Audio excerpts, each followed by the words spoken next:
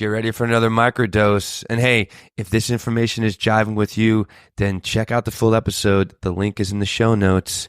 Enjoy the ride. I could maybe talk about my problems with with my buddy or John or something like that. But but I also don't want to be that, burden in some way to my friends. It's like, there are those opportunities when we can, John and I can talk deeply about something, but it's not like, I just want to be like, oh, hey, oh my God, John, I'm having this thing. It's like, I think there's a time and a place where I know my time and my place and where my place is when I'm booking that appointment, when I'm like hiring somebody to help me. So it becomes like this, it's a formal thing instead of it being a friendly thing. And in that form, right. And there's certain like formality, I guess, in the way that we operate and we work that I just bring myself to it because of that courage, because of that willingness, and I just jump in and go for it. That's very well said. There's something very special, right, about what you create with a good doc or a therapist. It's a special set aside place to do that work. It's work to do therapy. And the thing that is a sort of fatal logical flaw to me of the idea of I don't need a therapist because I have a really loving partner or wife or, brothers that I trust is that there is a limiting factor inside of most warriors that is protective instinct. So just like you said, they will always limit themselves from the depth of really going after what they're actually feeling because they don't want to be a burden to someone they love. And so they won't talk about like all of it. Now you're talking about, okay, I'm going to go to this therapist or this doctor, and they are professionally good at taking people through a growth journey, and nothing I say to them will shock them or surprise them if they're a good doc. And they don't socialize with me. So this is a special set aside thing that's it's compartmentalized from the rest of my life, which is really helpful with somebody who's professionally good at being perceptive and seeing insights. And I want to give you an analogy for that, for video game people. I've actually been getting into The Legend of Zelda lately, the original one. Classic. Oh, really? I just beat the game. Yeah, I couldn't do it as a kid. The 1986. Yeah. I was going to say, oh my amazing. God, I remember that. It's so good. Sometimes the old stuff is best stuff. So my sister came up recently for a visit, and she brought the old Nintendo that she found in the garage from years. It dusted it off, and I had ordered through eBay they've got to get The Legend of Zelda here. So those two things came together, and then I lost a lot of hours of my life beating this game late at night. And when video games originally came out, not that I'm a huge gamer, but before The Legend of Zelda was a class of games that were like Dungeons and Dragons, where you would be this character, you would tunnel through this wall of rock, and you couldn't see anything but what you pickaxed in front of you. And then you would open up this chamber, like suddenly and surprisingly, and there'd be this monster that you'd have to defeat. And then you would go blindly tunneling through the rock again to the next challenge. That was like the original video game. And that's a little bit like people that are not therapists trying to help you.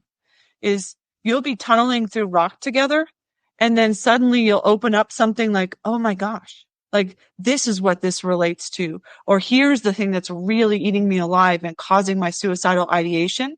And guess what? They're not going to know what to do with that sometimes. Mm. And they're going to be worried that they're going to let you down. They're going to be worried that they're going to say the wrong thing, that they're going to impact your relationship. And what a therapist, a good doc can do is say, oh yeah, I know this terrain. I've been here before. Right. So then I'm thinking about my progression as a therapist when I was in training. So I was tunneling through the rock at first with my patients, and oh, here's something. I don't know what this is, but let's see if we can figure this out. And then the next phase is games like Legend of Zelda, where you get one screen at a time and you see all the enemy combatants on the screen, but you only get one screen, and then it shifts over to the next screen. And then you had games that you could see the whole terrain, like Civilization, like you could see all the mountains, the landscapes, where the towns are, where the enemy is. That is what being a really masterful therapist can feel like when you can see all of the arc of where people need to go to grow, where their pain is. You can ask the right questions to help them get those insights. And most people can't do that. And so I think, in today's society, we've really, unfortunately, diminished expertise, diminished the value of expertise, and promoted the idea that, coaches and therapists, they all have the same training. No, I mean, there are some great coaches, but therapists have 8 years of school and did a 200-page dissertation to really look at human behavior. I know I did. And so there's value in that expertise. You cannot get that from online, resources or the way you can with a really qualified person who really gets it. So finding that person feels really important to me as far as people's growth. And you hit on something there in the, the fear. If you are sharing that, you're kind of tunneling through that rock and you come across that monster with your significant other or with your barber or hairstylist or beautician or whatever we want to call it today. If you get across that monster, that could negatively affect the relationship. Like I can imagine if I'm sharing with my spouse some of the things that I'm battling with up here, I go to therapy every week and I think it's huge. But if I shared some of the stuff that I shared with my therapist, with my spouse, I think it may negatively affect my relationship. And so I think having that therapist there not only helps me mentally, but it also keeps me from potentially damaging a relationship that I very much care for. Obviously, my spouse, I very much care for that one. With my hairdresser, my barber, beautician, I care about that too, but not as much. So I think, right. Yeah. But there's also, the coming back to that false bravado, right? And again, this could be for the warrior. It could be for the men. It could be for the masculine energies, is that we're told from when we're very young, hey, boys don't cry. Yeah. Get your shit together. Or, we hear the saying, hey, you're struggling with something? Man the fuck up. And that's go for a run. Walk it off. Go for a run. Rub some dirt on it. Yeah. And right. And how do we overcome that in society? How do we overcome that? So all of that to me translates to do whatever you need to suppress that. Just don't confront the problem directly.